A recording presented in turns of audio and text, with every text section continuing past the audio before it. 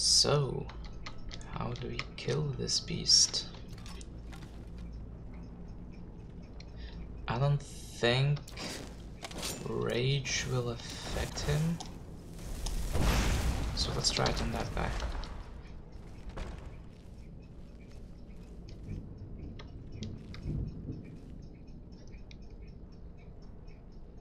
They don't seem to be fighting. Oh. Oh. Okay. This is weird. Why aren't you fighting, guys?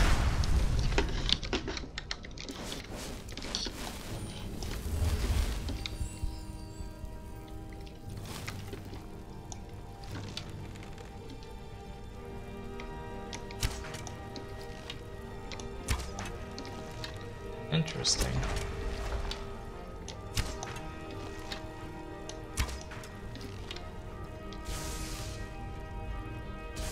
What are you doing?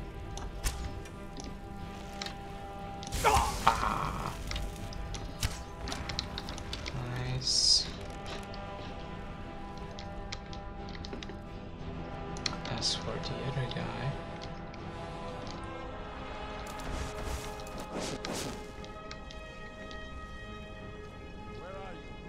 Calm yourself.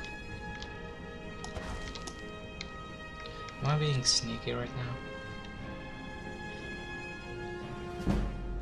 I am. Can't hide from me.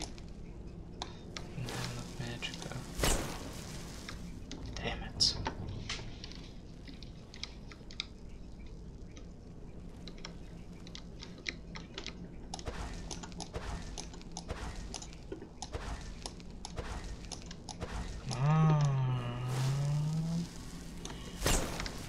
Oh, there we are.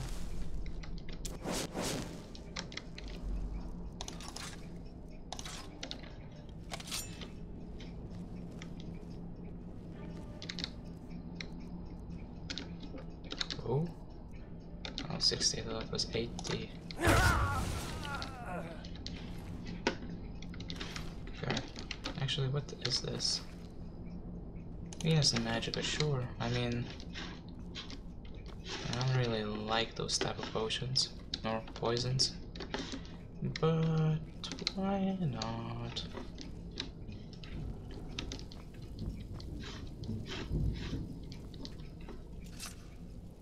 Man.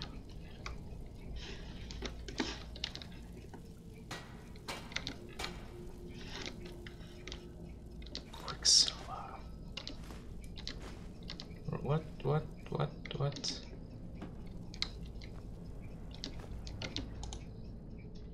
Ruined book. I don't want that.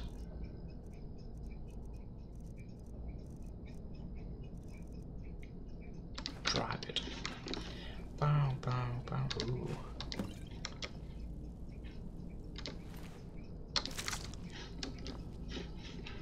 Okay, I could make some poisons.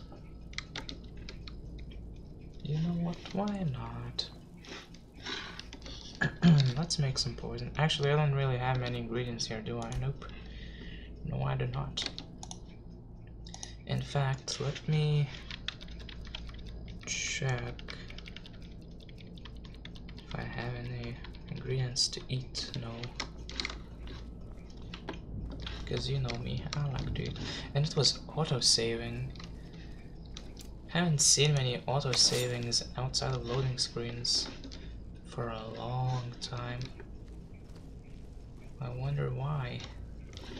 Why did it auto-save? Isn't it set to auto-save every 10 minutes or something? No. Novices. Ha. Easy.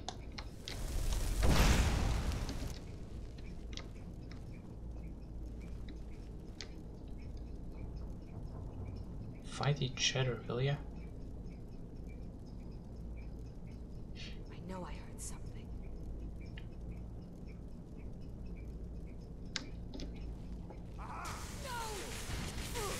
Oh, I need to be... Teach you to mess with me. Oh, Oh, he's a tough one. Yeah, I need to be in stealth mode before they start to fight each other. That's why nobody fights each other when I do the spell, cast the spell. Maybe... Oh... I guess that's... Huh? That's why the illusion perk, where you cast spells silently, could be beneficial. You put a spell on someone, I heard something. and they don't notice it. Yeah. Never should have come here. Oh, that's just an apprentice. I thought there was a conjurer, not novice conjurer, but just conjurer. Oh, ethical treachery. Oh man, sounds interesting.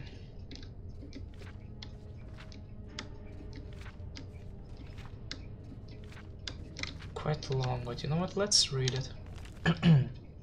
A Hypothetical Treachery, a one-act play by Anthel Morver. Dramatis Personae. Half, yeah. Bandits. Scene Eldenwood. As the curtain rises, we see the misty, labyrinthian landscape of the legendary Elden's Grove of Valenwood. All around we hear wolves howling. A bloodied reptilian figure, Shavius, breaks through the branches of one of the trees and surveys the area. Shavius, it's clear, and Zolius, a beautiful dark elf mage, climbs down from the tree, helped by the barbarian. There's the sound of footsteps nearby. Shavius readies his sword, and Enzolia prepares to cast a spell. Nothing comes out. Enzolius, you're bleeding. You should have Dulcetus heal that for you. He's still drained from all the spells he had to cast down in the caves. I'm fine. If we get out of this and no one needs it more, I'll take the last potion of healing. Where's Malvasian? Malvasian, a high elf battle mage, and Dulcetus, a Cyrodiil healer, emerge from the tree carrying a heavy chest between the two of them. They awkwardly try to get down from the tree, carrying their loot.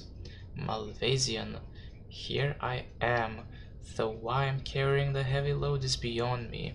I always thought that the advantage of dungeon delving with the great barbarian was that he carried all the loot. Shavius, if I carried that, my hands would be too full to fight. This kinda sounds like Dungeons and Dragons. And tell me if I'm wrong, but not one of the three of you has enough magicka reserved to make it out of here alive. Not after you electrified and blasted all those homunculuses down below ground. Dulcicitus. Homunculi. Shavius, don't worry, I'm not going to do what you think I'm going to do. Innocently, what's that? Shavius, kill you all and take the ebony mail for myself? Admit it, you thought I had that in mind. What a perfectly horrible thought. I never taught anyone, no matter how wild and degenerate.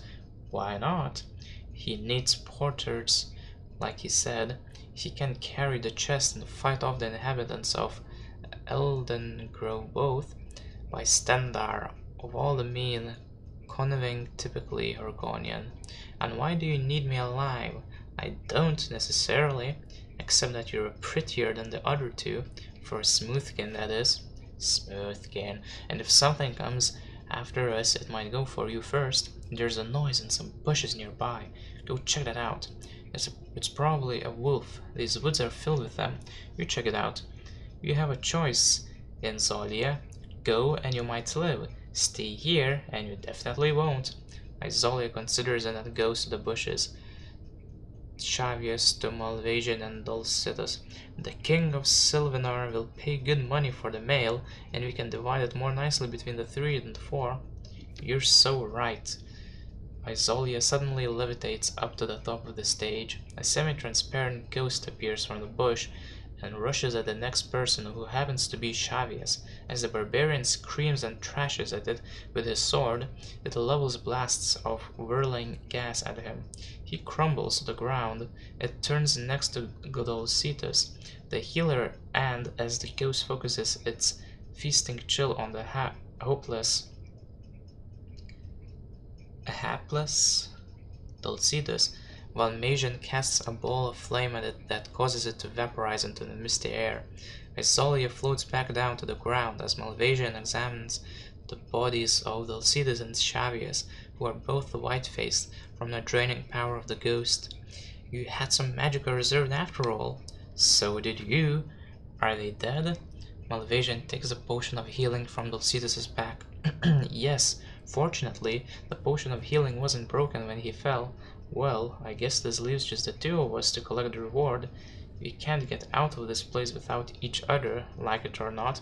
The two battle mages pick up the chest and begin plodding carefully through the undergrowth, pausing from time to time at the sound of footsteps of other eerie noises.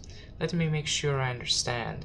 You have a little bit of magic left, so you elected to use it to make Xavius the loose target, forcing me to use most of my limited reserve to destroy the creature so I won't be more powerful than you.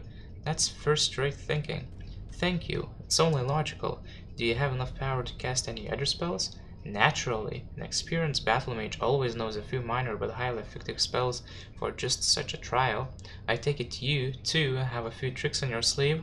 Of course, like you said. They pause for a moment before continuing as a fearful wail pierces the air. When it dies away, they slowly trudge on. Just as an intellectual exercise, I wonder what spell you would cast at me if we made it out of here without any more combat. I hope you're not implying that I would dream of killing you so I would keep the treasure all to myself. Of course not, nor would I do that to you. It is merely an intellectual exercise. Well, in that case, purely as an intellectual exercise, I would probably cast a leech spell on you to take away your life force and heal myself. After all, there are brigands on the road between here and Sylvanar, and a wounded battle mage with a valuable artifact would make a tempting target. I'd hate to survive Ellengrove merely to die in the open. That's, well, the reasoned response. As for myself, again, not saying I would ever do this, but I think a simple, sudden electrical bolt would serve my purpose admirably.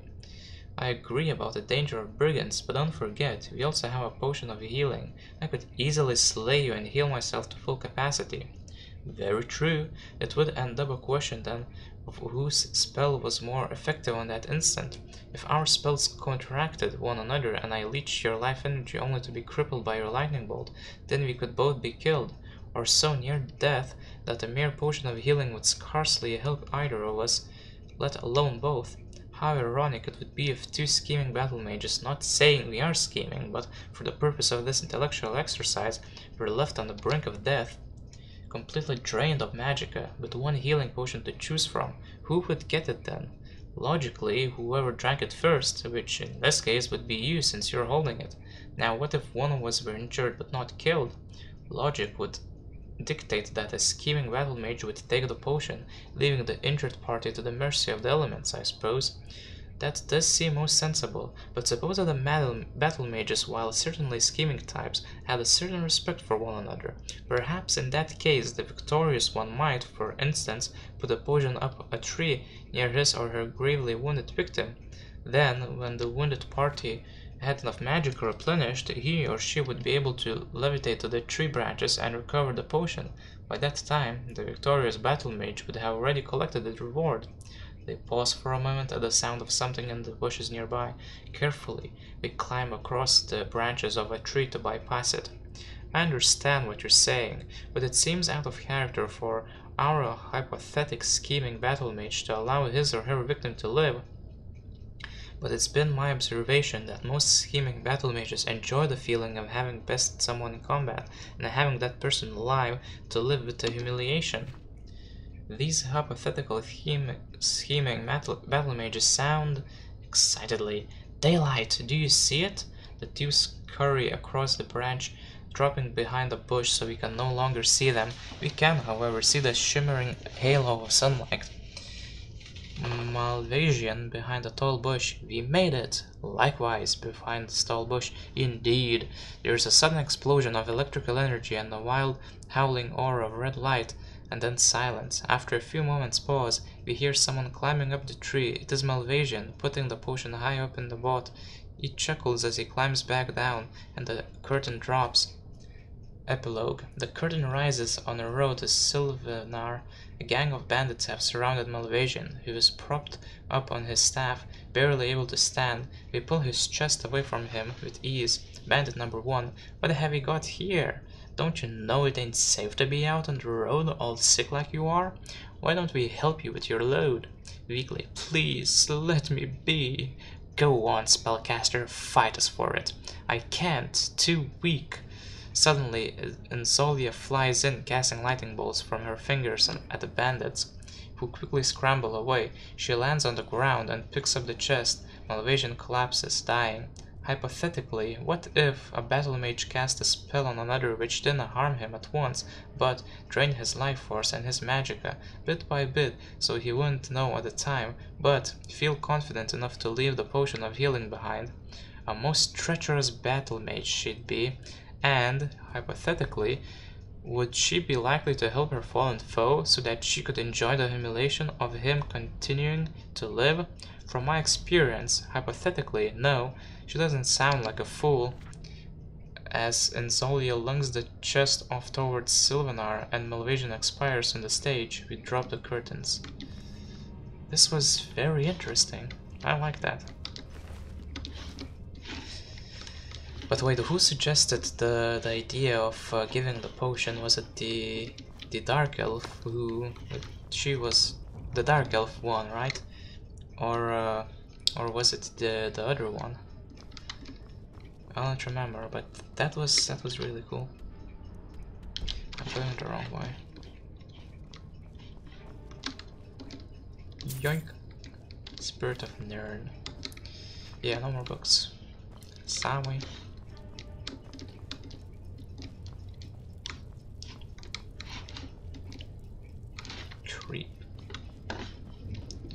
Okay.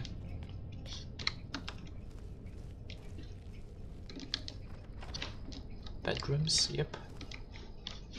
Nobody here, what a surprise.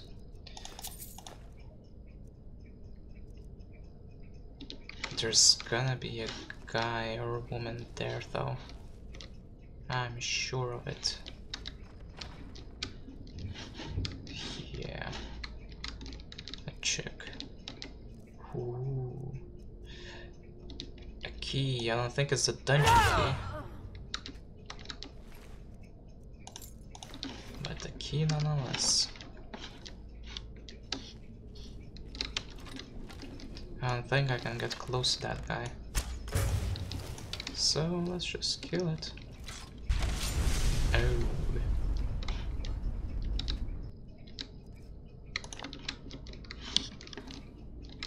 Now, are there enemies here?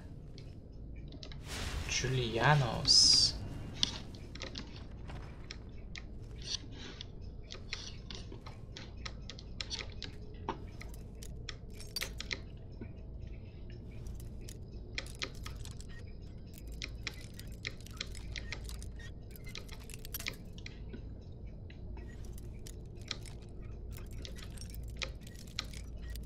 Never heard of the god Julianos, or goddess. What did I get from that? Fortify magicka. That's pretty rubbish. The mystic. Should have named that myself, the mystic, not the troubled. What was I thinking? I'm really bad at I'm not a very creative person. I'm really bad at creating nicknames and